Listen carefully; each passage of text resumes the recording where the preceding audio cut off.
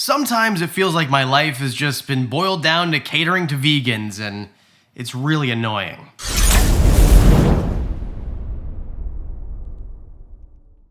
Obviously, vegan reptiles are called herbivores. Not everybody knows that, hence the title for the video. And no, I don't have anything against vegan humans. You do you. Everybody has different diets. Some vegans do great. Some people on carnivore diet do great. But what makes animals special and unique is you can't vary their diet like you can with humans. So all the bad things about herbivores that we're about to talk about, you can't change. I can't put my headphones on Frankie here, put a Joe Rogan episode on, and convince him that the carnivore diet is a good idea. I think you'd be surprised. I just can't do that. He is going to die if he changes his diet. And there truly are 3 things I hate about herbivore reptiles, so let's just start it off with the third thing. They're just less fun.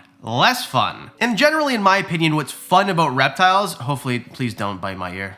Please don't bite my ear. It's not a vegetable. Generally, what's fun about reptiles, in my opinion, is watching them move around and watching them eat. And of course, building enclosures and things like that. But once the enclosure is actually done, the fun part for me is the interacting with them, and usually that involves watching them. Because I can't hold all my reptiles at the same time, but when I come down here, I can see them all moving, and there's certain ones that move all the time. My anoles move all the time. My dart frogs are moving around all the time. Some of my arboreal snakes never stop moving. My Schneider skinks are wild and they go crazy and they never stop moving. And then there's the feeding thing. When I put crickets in for Diamond, he goes wild. Absolutely insane. When I put crickets in for Schneider skinks or whatever else, Tilly the frilly, my favorite, the frill dragon, they go nuts. But when you put a salad in for a Euromastix or an iguana, there's really not that much food drive in comparison. Not saying they won't come running for the food.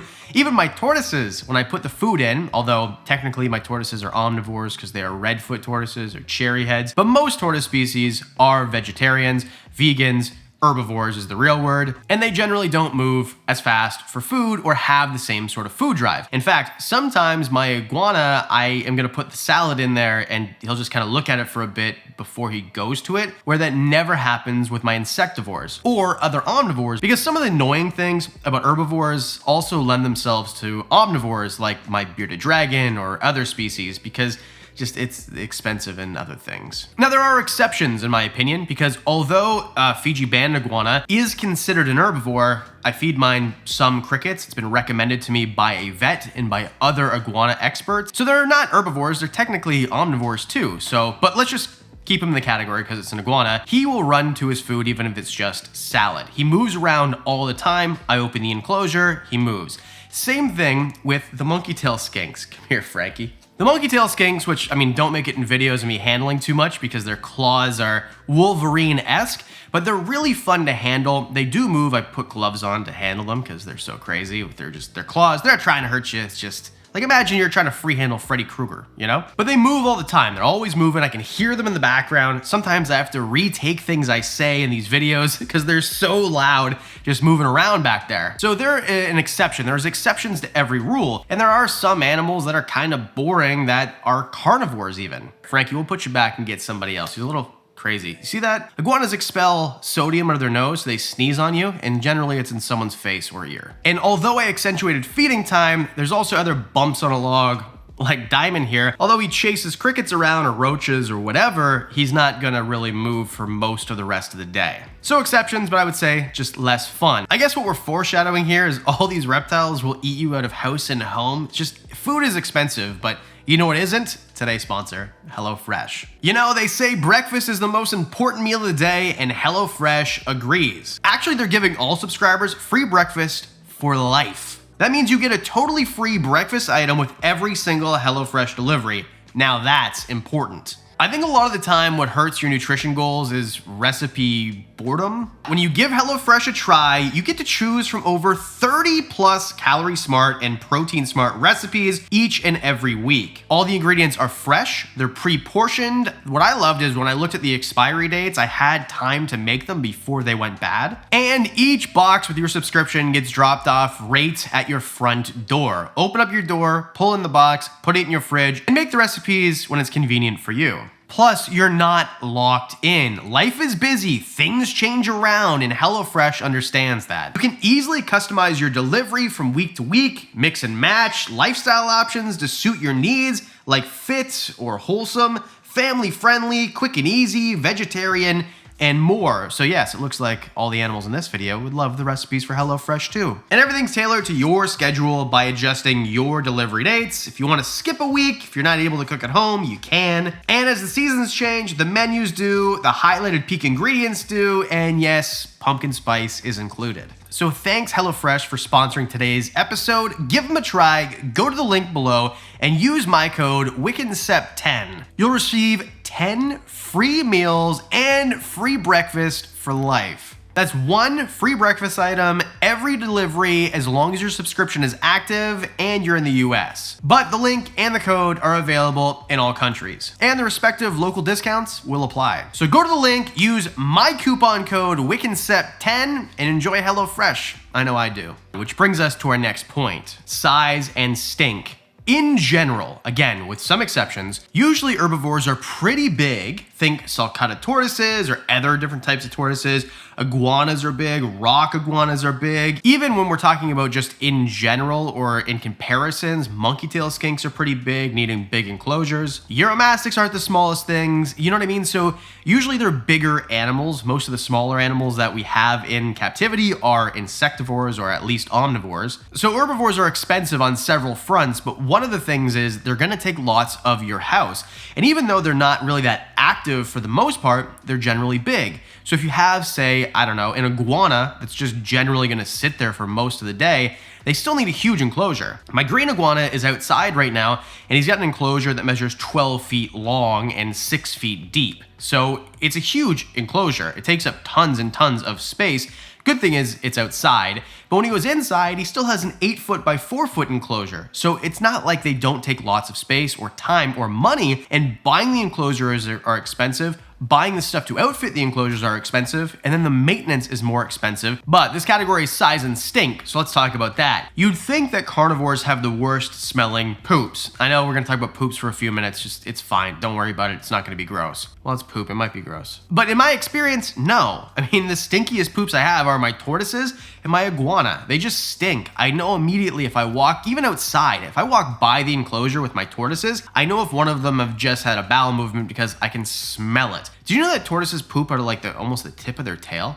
So cool, I didn't know that until I saw it happen. So they're big because of the bigness, largeness, gigantism, I don't know, you know what I'm trying to say. They're going to take up money and space and time and resources, and also just the stink is really bad. Herbivores in general, I don't know the science behind it. Maybe we can like pull a Clint's Reptiles or something as to why herbivores have such smelly poops. And it's weird too, because some mammals who are herbivores, like elephants, people in Africa literally have snowball fights with elephant dung because it just doesn't really smell like anything and barely digested.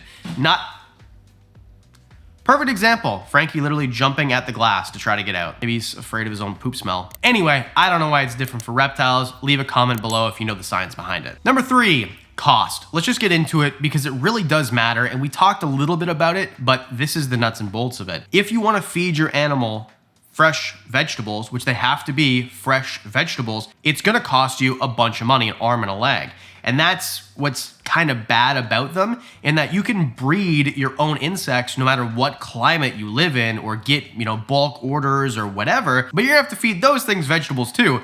Whereas, sure, there are people who might have space in their house to do a hydroponic setup to get enough vegetables, or leafy greens is what we're talking about really, to feed an herbivore, but not many people do. If you have an apartment or you have a shared house, you're not really gonna have that. And even though I have an 8-foot by 4-foot greenhouse, which I tried to grow leafy greens in, you just don't get that much for the space. Plus then the cost of growing, right? You need to be down there all the time watering, you need to have lighting, it costs money, especially if you live in a place where electricity is really expensive, you need a fan going, proper humidity, it's not easy. And then if you have a garden outside, this might be the exception to the rule. Maybe if you live in Florida or parts of Texas or Louisiana, I don't know where you live, but you have a garden all year where you can produce Swiss chard and endive and all that, okay, that's an exception. But for most of us, for 8 months of the year, at least, I have to go to the grocery store and put in orders. And I'm telling you, it's so expensive. I mean, just every week alone, I'm doing at least 2 orders of vegetables. And because I have so many herbivores, it costs me,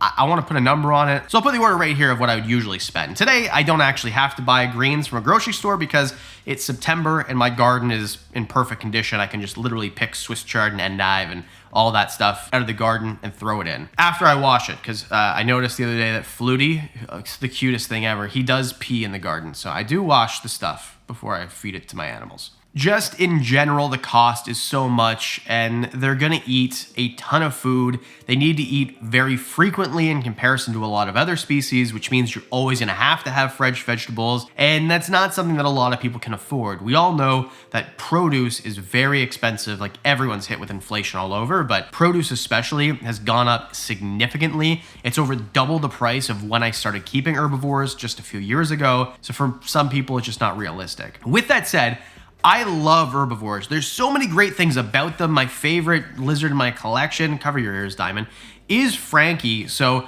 my favorite animal that I keep is an herbivore, really. Besides the dogs, but like not #vegan cat or whatever. So I don't feed them just vegetables. Anyway, herbivores or vegan reptiles are amazing. I love them totally, but there's so many reasons that they absolutely suck and most people really shouldn't have them unless you're in it to win it and you're okay with all the bad things. But then again, if you're, trying to weigh pros and cons and you don't mind huge cons lists for the very little pros, there are people out there who love turtles still. I still haven't got over my turtle tank exploding, but we're doing a video about that soon. Anyway, let me know in the comments section below what you think about vegan reptiles. I want to hear from you. Next week's video idea, if you have an idea.